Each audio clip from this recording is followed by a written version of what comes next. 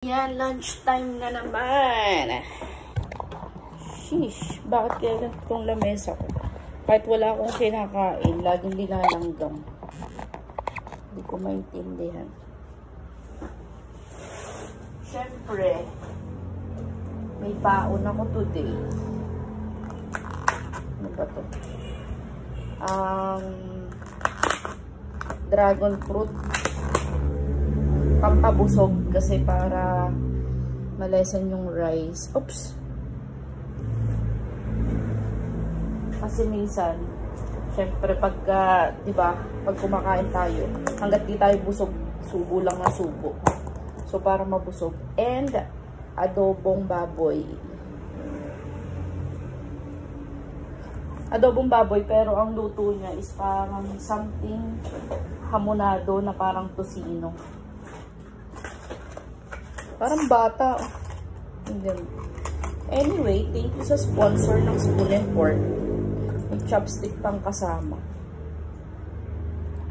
Ayan. Kain muna tayo, guys.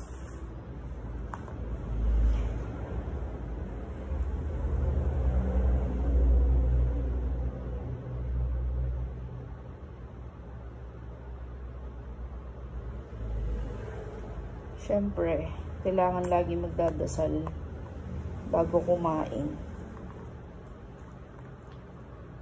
Thank you nga pala Ate Aimee sa aking pabaon.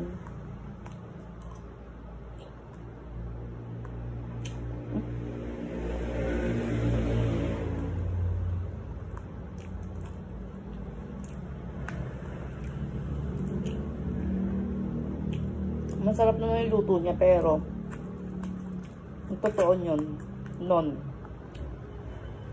rinemedyohan ko pa para mas lalong swak sa akin.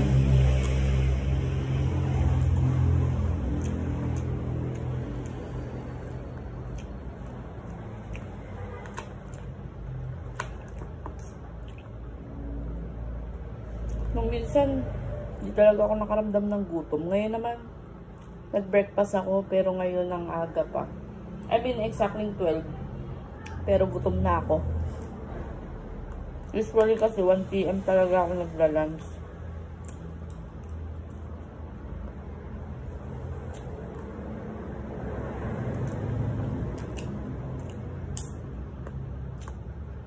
Habang kumakain tayo ng rice, kasabayan ng subo ng dragon fruit.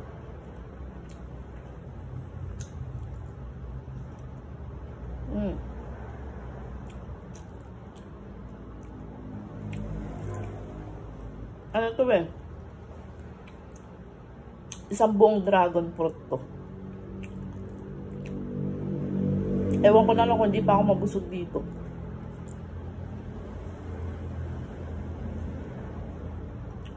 Buti ito matamis. Yung isang binuksan ko hindi eh. Parang wala siyang lasa.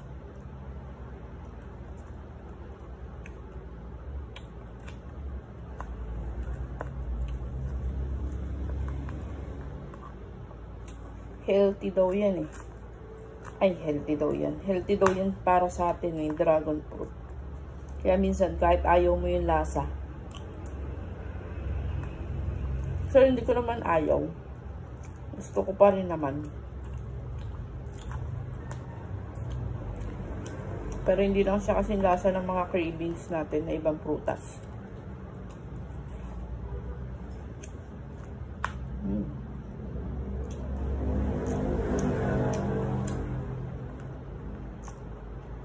Sarap.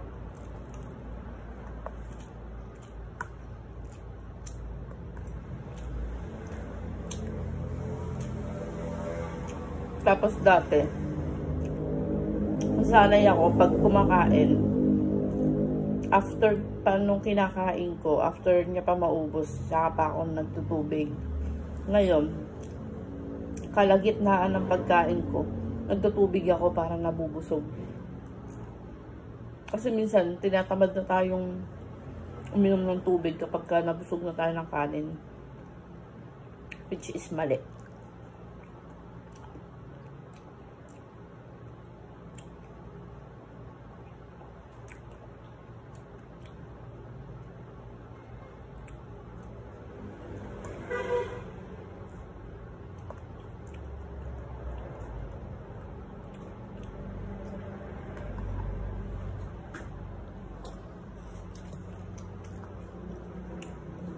Bihira rin pati ako mag soft drinks at saka juice.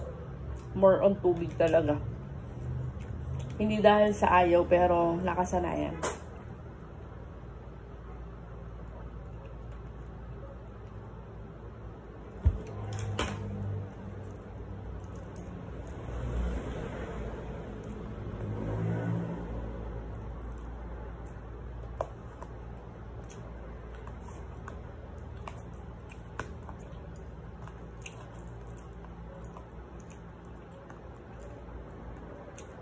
Sarap talaga kumain. Katulad yan, hindi ko pa masyado nauubos yung kanin, pero medyo nakakaramdam na ako ng busog dahil dito tsaka sa tubig.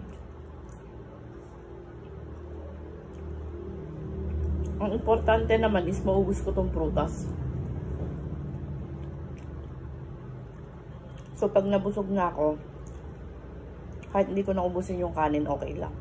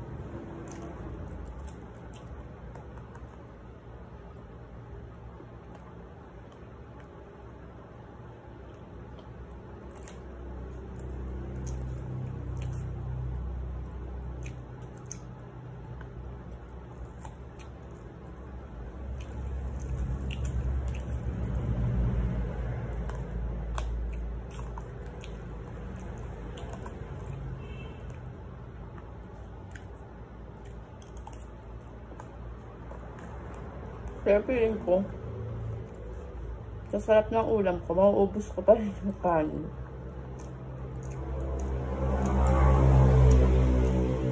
At least, diba? Nabalanse natin. Wala lang akong gulay. Okay lang kasi may araw naman kami puro gulay talaga.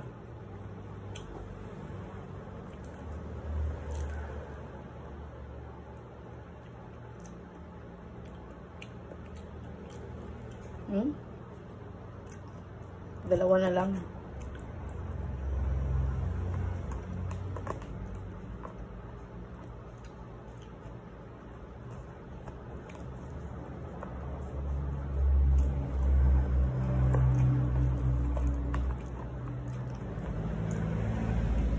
Sobrang makulay.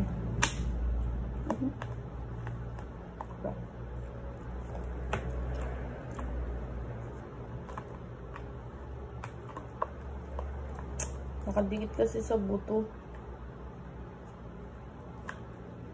yung laman. Uy, dami niya pa palang laman. Hindi naman siya maganit actually. Nahihirapan lang ako dito sa baunan ko.